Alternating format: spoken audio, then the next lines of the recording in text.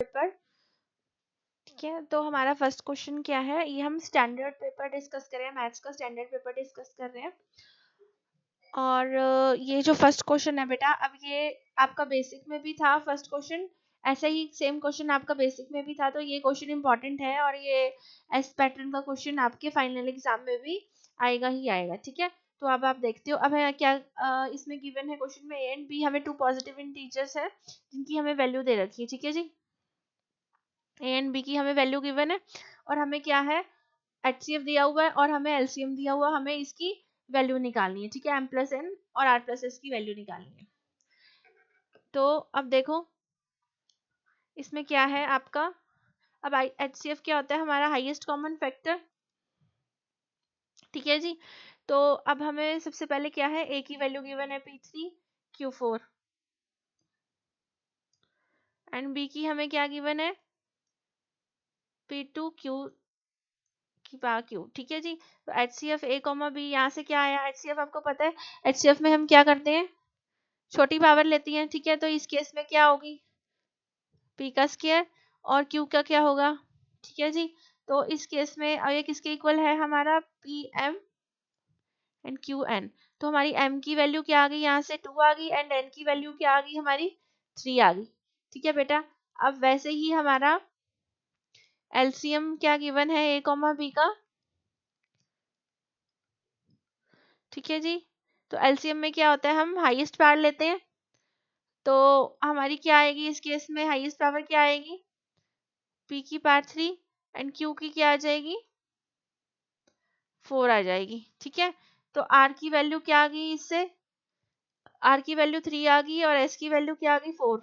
तो R plus S हमारा क्या आ गया, यहाँ से 7 आ गया और M प्लस N कितना आ गया हमारा, यहाँ से 5।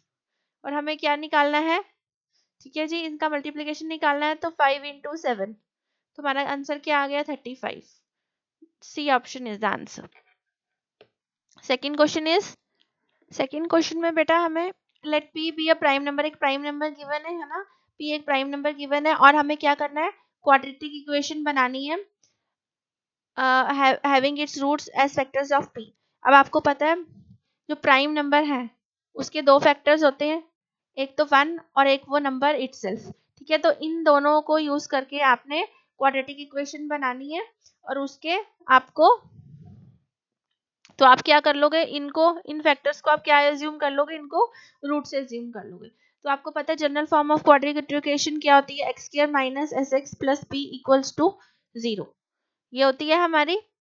ठीक है जी, तो आप इसको यूज करके क्या बनाओगे, इक्वेशन बनाओगे। देखो, तो एस क्या हो गया, सम ऑफ रूट्स होता है और पी क्या होता है, प्रोडक्ट ऑफ रूट्स। तो सम ऑफ रूट्स क्या होंगे हमारे पास, 1 plus P into X plus P क्या है हमारे पास, 1 into P will be P equals to 0। ठीक है जी, तो हमारा क्या बना ये,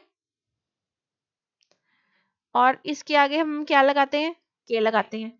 ठीक है, क्योंकि इसको फॉर्म करके हम के की वैल्यू यहाँ पे कुछ भी हो सकती है और कोई भी तो इस केस में हम क्या करते हैं, x square minus S X plus P के केस में हम क्या करते हैं, के की वैल्यू हम 1 लेते हैं। ठीक है, तो के की वैल्यू 1 लेंगे तो हमारी क्या क्वाड्रेटिक इक्वेशन बनेगी, x square minus 1 plus P into X plus P. ठीक है जी, तो हमारा क्या ये बन जाएगी हमारी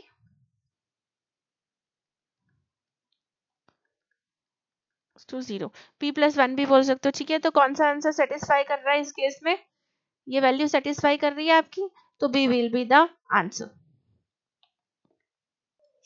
नेक्स्ट थर्ड क्वेश्चन में बेटा हमें क्या गिवन है, अल्फा एंड बीटा हमें जीरोस गिवन है, एक पॉलिनोमियल की, एक पॉलिनोमियल गिवन है हमें F of X P X square minus 2x plus 3p। अब देखो इसमें x की वैल्यू क्या है, हाईएस्ट पावर x की क्या है, 2 है, तो इट मीन्स ये क्या है, एक क्वाड्रेटिक पॉलिनोमियल है।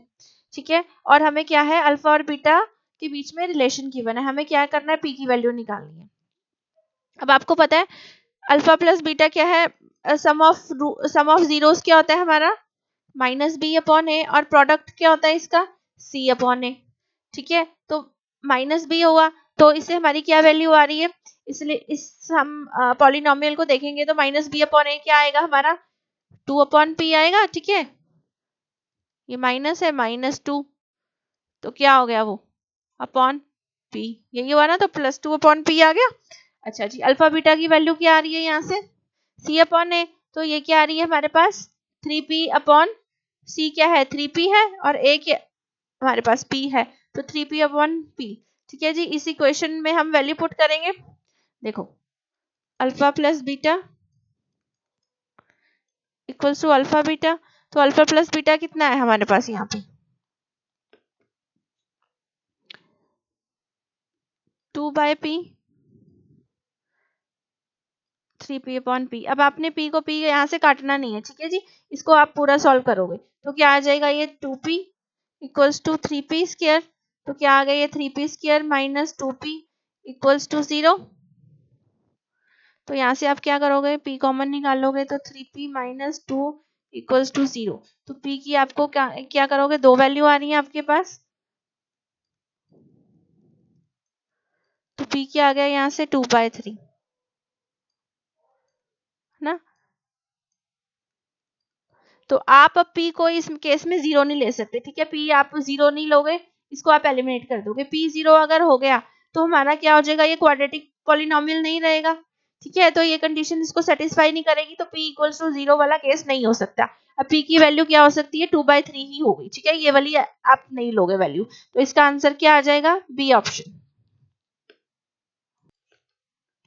नेक्स्ट फोर्थ क्वेश्चन में क्या है बेटा, हमें दो इक्वेशंस दे रखी हैं, 3x plus Y equals to 1 and हमें दे रखी है 2k minus 1 into X plus K minus 1 to Y is equal to 2k plus 1। अब इसमें क्या दे रखा है, ये क्या ऐसी इक्वेशन है, इनकंसिस्टेंट है। तो इनकंसिस्टेंट में क्या होता है हमारा, इनकंसिस्टेंट मतलब जिसका नो सॉल्यूशन होता है, ठीक है जी, तो इसकी नो सॉल्यूशन की क्या कंडीशन होती है हमारे पास, इनकंसिस्टेंट सॉल्यूशन का कौन सा केस होता है, when the system of equations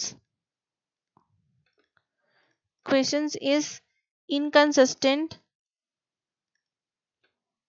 तो we get, तो वो कौन सा केस होता है, वो नो सॉल्यूशन का केस होता है, ठीक है, तो उसमें क्या होता है हमारे पास a1 upon a2 equals to b1 upon b2 not equals to c1 upon c2, यही होता है। तो हम देखो इसमें इक्वेशंस कौन कौन सी गिवन है हमें, 3x plus Y, general form of equation क्या होती है, ये होती है जनरल फॉर्म। हमें दो इक्वेशंस कौन सी की दे रखी हैं अब, 3x plus Y equals to 1 and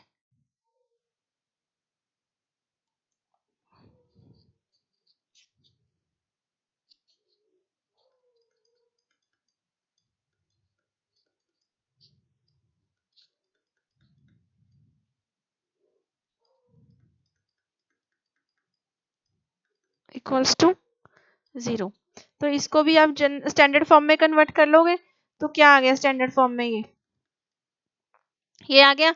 तो ये इसको आप ऐसे लिख सकते हो, a1x plus b1y plus c1 equals to 0, और इसको क्या लिख सकते हो, a2x plus b2y plus c2 equals to 0। अब आप यहाँ से फर्स्ट इक्वेशन से, ये आपकी फर्स्ट इक्वेशन है, ये आपकी, ठीक है जी, तो a1 की वैल्यू क्या आ रही है फर्स्ट इक्वेशन से 3 आ रही है, ठीक है, b1 की क्या वैल्यू आ रही है 1 आ रही है, c1 की कितनी आ रही है -1। ऐसे ही आपकी a2 की वैल्यू क्या आ रही है 2k -1,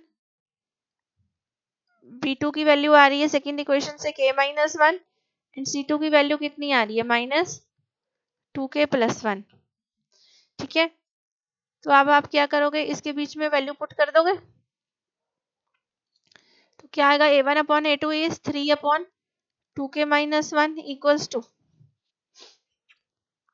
1 अपॉन b1 हमारा 1 है और b2 कितना है k -1 not equal to c1 कितना है हमारे पास -1 अपॉन -2k + 1, ठीक है जी। तो इन दोनों इक्वेशन से आप क्या करोगे, इन दोनों इक्वेशन से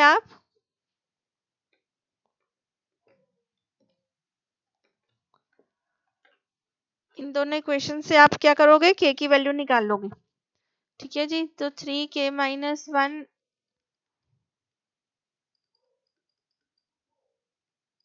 3k -3 2k + -1,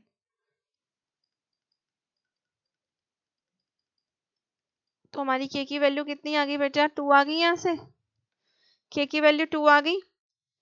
तो अब आप क्या देखोगे इस केस में? अब आप इसको वैल्यू पुट करके देखोगे, क्या ये नॉट इक्वल टू आ रहा है, इसका सेटिस्फाई कर रहा है क्या के की वैल्यू? तो देखो बी की वैल्यू हमारी क्या आई थी? 1 अपॉन के कितना है? 2 minus 1 not equals to 7 minus 1 upon minus 2 into 2 4 plus 1। अब देखो ये क्या आ रहा है, माइनस माइनस यहाँ से कट गया, तो ये क्या 1 नॉट इक्वल्स टू 1 अपॉन 5। तो ये ट्रू है, तो मीन्स के की वैल्यू हमारी क्या है? 2 जो है सेटिस्फाई कर रही है। तो इसका आंसर क्या आया? के इक्वल्स टू 2। ठीक है जी, तो डी ऑप्शन इज करेक्ट।